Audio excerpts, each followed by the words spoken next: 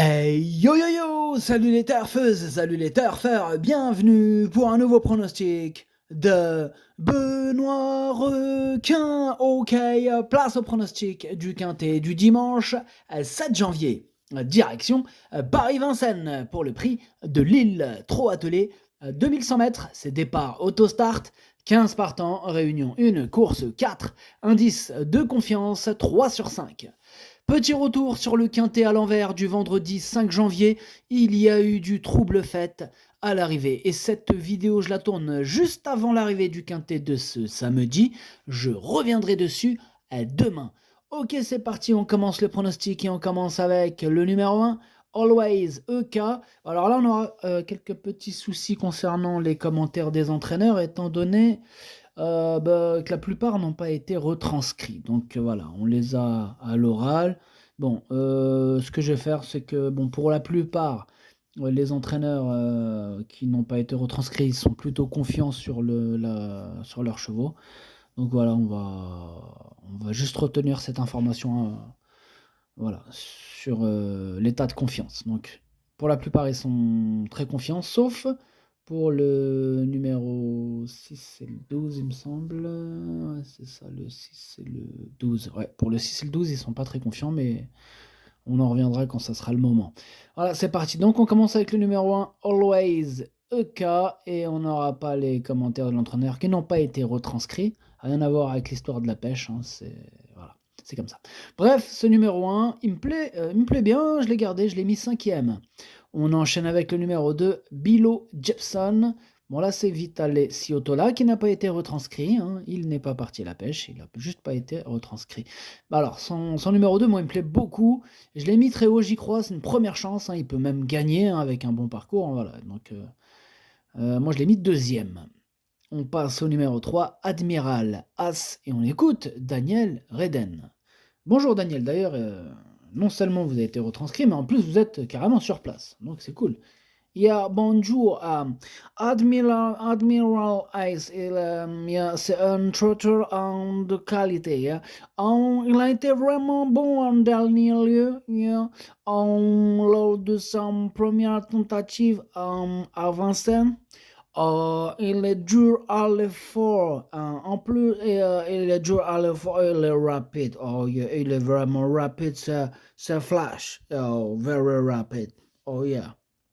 Maintenant, il y a cette distance, no problem, non. Cette distance, ne lui pose pas de problème, no problem.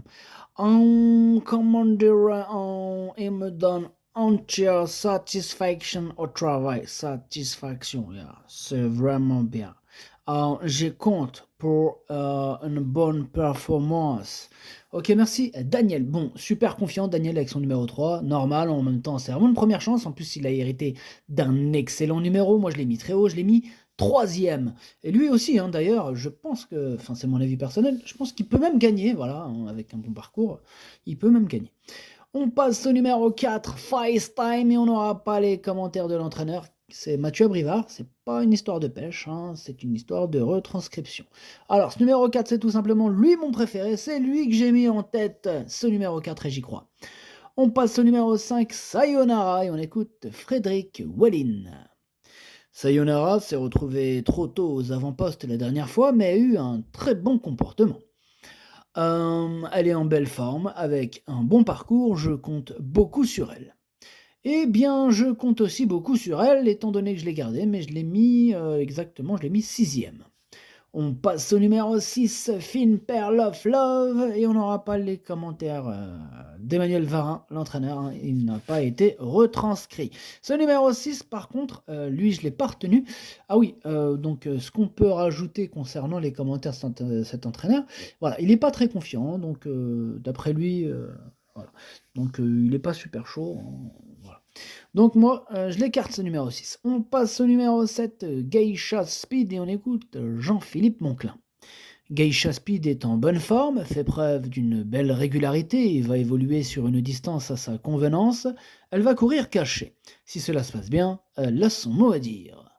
Eh bien, ce numéro 7, c'est lui mon gros regret, c'est lui mon cheval de complément en cas de non partant. Attention possible, cassage en vue. On passe au numéro 8, Imatra AM, et c'est dommage, on n'aura pas les commentaires de Stinopstraller, hein, donc lui aussi pas retranscrit. Alors, ce numéro 8 me plaît beaucoup, hein, j'y crois, je l'ai mis assez haut, je l'ai mis 4e. On enchaîne avec le numéro 9, Goéland Daufort, et pareil, les commentaires ne sont pas retranscrits, les commentaires de Christian Bijon qui nous manquent. Alors moi, ce numéro 9, je l'ai gardé, mais plutôt en bout de combinaison, et l'entraîneur est confiant. On passe au numéro 10, Elio de KO, et on écoute Stéphane Prioul. Elio de KO court ce dimanche en prévision d'un très bel engagement le 28 janvier. Sinon, il serait resté trop longtemps sans compétition. Avec un bon parcours, j'espère qu'il pourra faire quelque chose, mais ce n'est pas l'objectif. Ouais, c'est pas l'objectif, mais sur sa classement numéro 10, je l'ai gardé, en toute fin de combinaison, attention à lui. On passe au numéro 11, Iceland Falls, et on écoute encore Frederick Wallin. C'est à toi, Frédéric. Iceland Falls a un peu déçu lors de sa dernière sortie, mais elle avait finalement besoin de cette course après 3 mois d'absence. Elle semble bien désormais, mais le but est de la voir vraiment bien pour le 28 janvier, le prix Ellen Johnson. Ok, moi ce numéro 11 je l'ai pas retenu, mais c'est lui le chef et le capitaine de ma petite liste. Elle est vraiment petite, hein, pour le coup, cette liste, parce qu'il n'y en a que 2. Voilà, lui il est en tête de cette liste, le 11. On passe au numéro 12, Bordeaux S.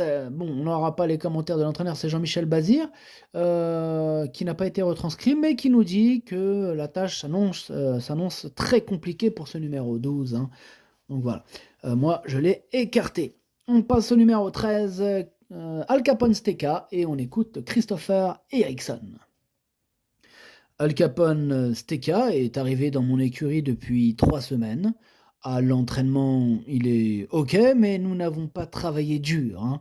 Nous le courons dans le but de voir comment il est. Voilà, c'est ça, c'est pour voir comment il est.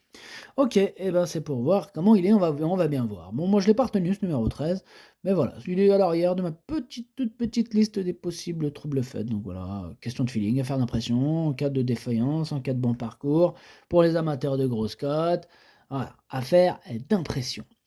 Et on passe au numéro 14, c'est Cash Bank Biggie, et on n'aura pas les commentaires de l'entraîneur. Là, pour le coup, c'est Fabrice Soulois, il est parti pêcher, et j'ai envie de dire, amuse-toi bien, hein, amuse-toi bien tout seul.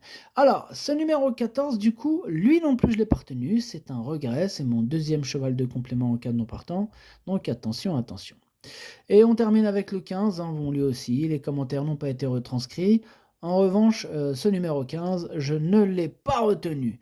Le pronostic, ça donne 4, 2, 3, 8, As, 5, 9, 10. Merci d'avoir suivi cette vidéo. N'hésitez pas à mettre un pouce bleu si la vidéo vous a plu. Pour accéder à tous mes tickets pour la course du Quintet, rendez-vous directement en description de la vidéo. À jouer avec modération. Bonne chance. Chopez-le-moi. Ciao.